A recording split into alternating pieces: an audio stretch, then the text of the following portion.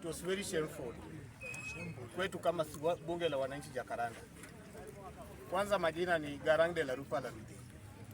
Tumesikitika ya kutosha kwa kile kitu ambao tuliona sisi wenyewe tuliona hapa imefanyika Jacaranda. Hao wamekuja na mtu wao wa Soweto, wakapisha president wa Soweto, anaitwa president wa ghetto ya Soweto wa kijiji, wakashindwa kuconsult members wenyewe. Sasa mimi kama head of communication, mimi ninawaambia serikali ya mjukuu bado iko imara kama simba. Amen. Na tutatishiwa. Yule mwenye anataka kutuua akuja tuue hapa wote. Yule mwenye anataka kututishia akuja tututishia hapa wote. Lakini sisi haturudi nyuma.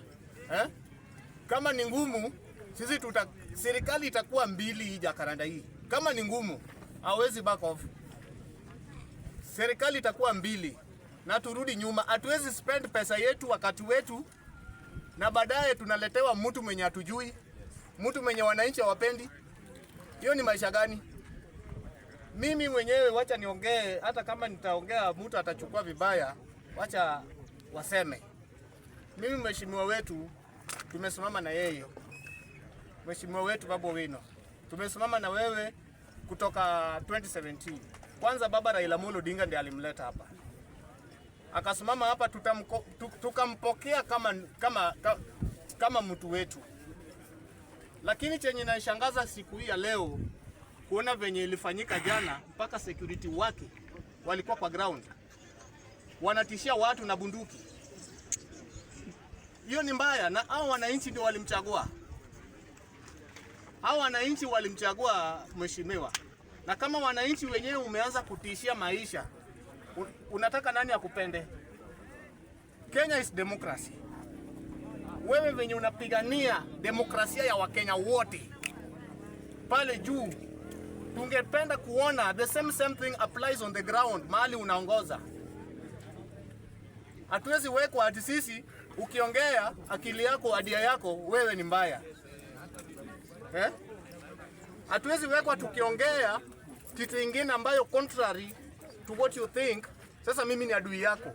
Sasa demokrasia iko wapi?